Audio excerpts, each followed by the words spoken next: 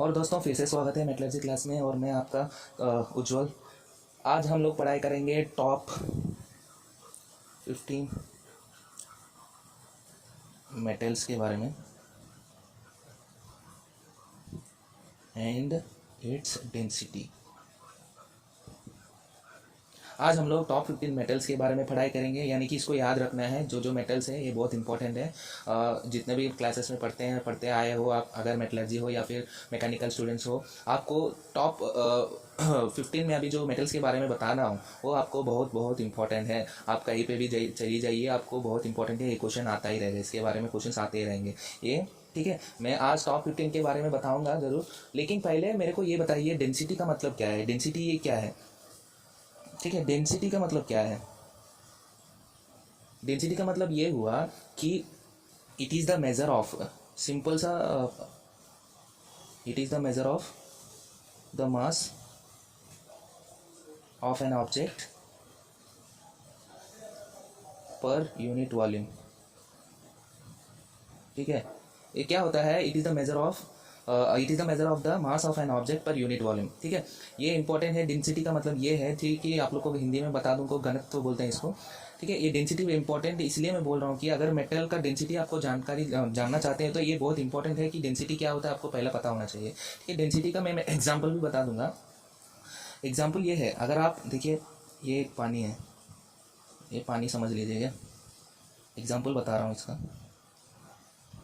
इसका डेफिनेशन का आपको एग्जांपल बता रहा हूँ। अभी ये पानी में ये मास है, इसके अंदर मास है, समझ लीजिए इसके मास है। इसमें हम लोग एक वुड का टुकड़ा डाला, तो इसमें क्या होता है? डूब जाता है कि नहीं डूब? एब्सोल्युटली आपको पता ही होगा, वुड डालेंगे तो ये डूबेगा ही नहीं, ठीक है, क्योंकि ये ऊपर तैरने लगेगा। ये इसीलिए तैरने लगता है क्योंकि इसके अंदर डेंसिटी जो है वो कम है।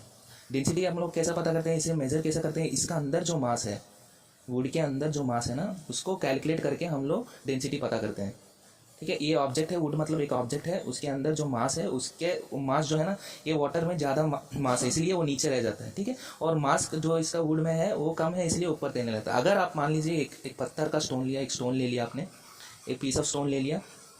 एक पीस ऑफ स्टोन आप अगर पानी में डालेंगे, वाटर में, क्या होगा? तुरंत डूबने लगेगा, है कि नहीं?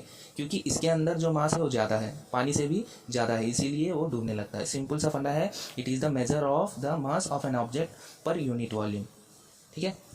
क्लियर हो गया ना ये डेंसिटी, ठीक है। अभी हम लोग पढ़ाई करते हैं कि 15 मेटल्स का, टॉप 15 मेटल्स का और उसका डेंसिटी। तो ये अभी स्टार्ट करते हैं। दिखाई दे रहा है ना इसमें? ठीक है, दिखाई दे रहा है। Top 15 metals and its density. Density को इसमें ऐसा ऐसा इसका सिंबल है, ठीक है। डेंसिटी का सिंबल है ये,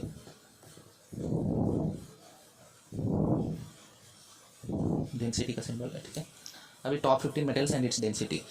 मैं टॉप 15 ही क्यों लिया कि इसलिए लिया हूँ क्योंकि आप कोई भी एग्ज़ाम लिखते हो या फिर आप कोई भी इंटरव्यू में जाते हो, ये पूरा मतलब जो मैं 15 मेटल्स के बारे में अभी बताऊंगा वो बहुत इंपॉर्टेंट है। वो एग्ज़ाम में भी आते हैं, इंटरव्यू में भी क्वेश्चन पूछा जाता है। तो स्टार्टिंग हो गया, यहाँ पे मेटल लिख देता हूँ और यहाँ पे डेंसिटी लिख देता हूँ। और एक बात बोलना पड़ गया है, ये इसका डेंसिटी का सिंबल हो गया,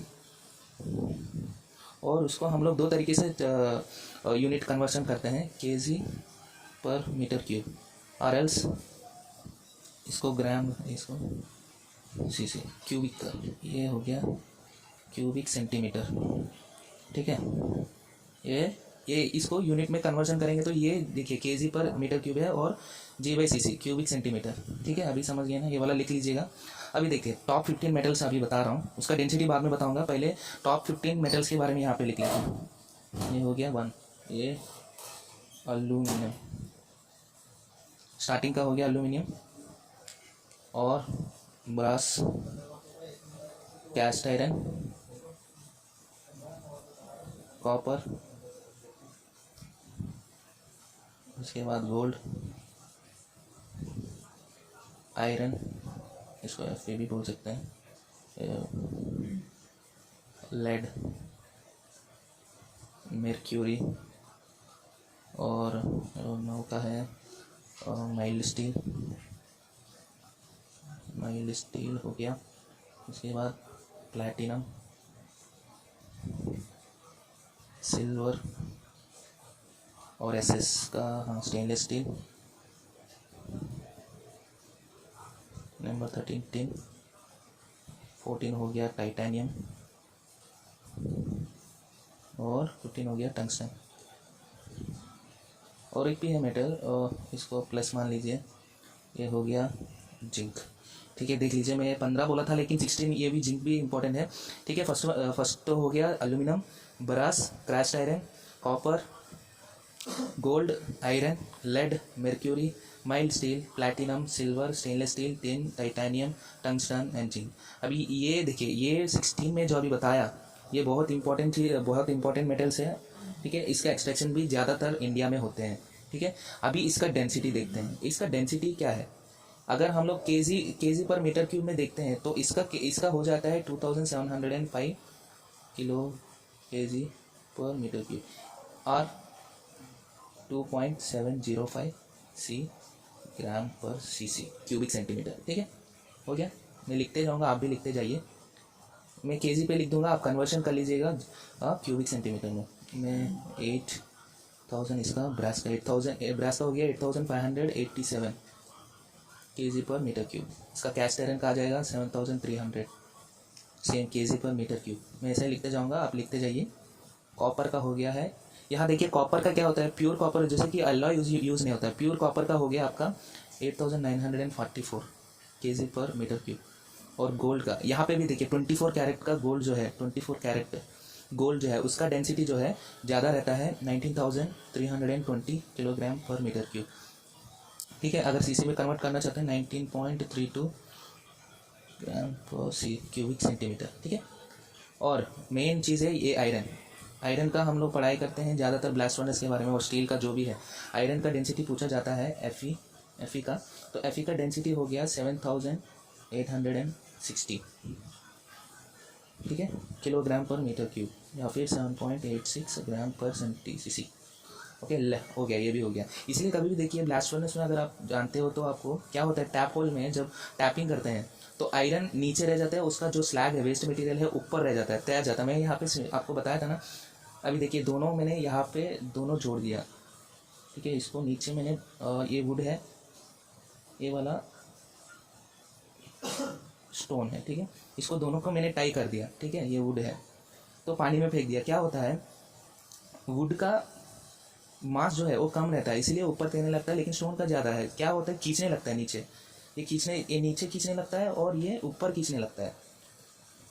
तो इसीलिए यहाँ पे क्या होता है, जब ब्लास्ट फर्नेस से मतलब टैप होल से आप जब आयरन निकालते हो मॉल्टन मेटल, तब क्या होता है, स्लैग ऊपर रह जाता है, स्लैग का लेयर ऊपर रह जाता है और मेटल का नीचे रह जाता है। मेटल ये स्लैग नीचे ऊपर रह जाता है। ठीक है, हो गया। अभी लेड का देखते हैं। लेड का हो गया 11343 किलोग्राम पर मीटर क्यूब।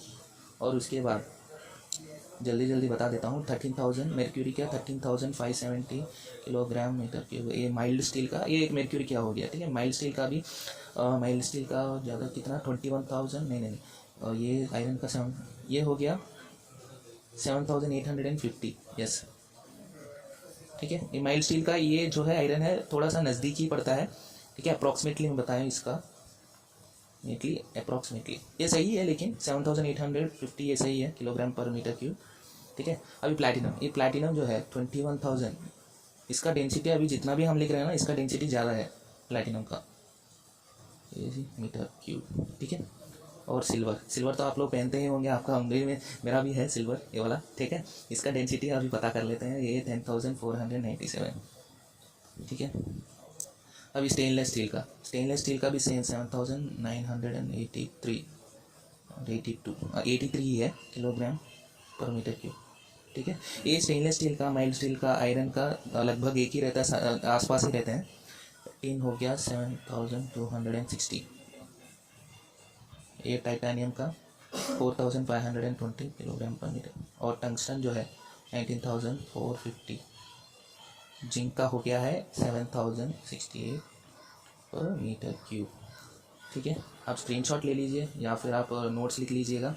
इसका जो इम्पोर्टेंट है ये 15 में बताया था, 15 मेटल्स, सॉरी 16 मेटल्स जो बताया था मैंने, ये बहुत सारे इंपॉर्टेंट है। अगर ये अब पूरा का पीरियोडिक टेबल में, जो पीरियोडिक टेबल में है, पीरियोडिक टेबल में जो है पूरा जितना भी मेटल है सब जानकारी लेने का बहुत मतलब ज़रूरी नहीं है। आपका एग्ज़ाम्स में या फिर इंटरव्यू में ज़्यादातर ये स्टील का और आयरन का, लेड का और कॉपर का, एल्यूमिनियम का, ठीक है, प्लैटिनम का भी पूछ सकते हैं, लेकिन मेन इंपॉर्टेंट चीज़ है आयरन का, ये स्टेनलेस स्टील का, ठीक है, और हो गया मेर्क्यूरी, लेड, कॉपर, नहीं ये सारी चीज़ें, ये सारे जितने भी 16, इसमें आप लोग काउंटिंग मत कीजिए, इसको भी याद, पूरा इसको याद कर लीजिए, ठीक है। अब याद कर लेंगे तो आपको ज़रूर कोई ना कोई एग्जाम या फिर इंटरव्यू में क्वेश्चन पूछा जाएगा तो आप इजीली बता सकते हो। एल्यूमिनियम का डेंसिटी हो गया 2705 किलोग्राम पर मीटर क्यूब, या फिर वो बोलेगा ग्राम्स सेंटीमीटर क्यूब में बताओ, क्यूबिक सेंटीमीटर में बताओ, तो 2.705 आप इजीली बता सकते हो अगर ये आपका दिमाग में हो तो, ठीक है। आई होप आज हम लोगों ने ये पढ़ाई किया है, आई होप मैं आप लोग को समझ में आ गया है। ये फ़ोटो खींच लीजिए स्क्रीनशॉट, या फिर लिख लीजिएगा। नेक्स्ट वीडियो में अगला क्लास में मिलते हैं, ठीक है। सब्सक्राइब कर देना और बेल आइकन भी दबा देना और किसी को शेयर भी कर देना अपने दोस्त लोग को। नेक्स्ट वीडियो में मिलते हैं, तब तक बाय बाय।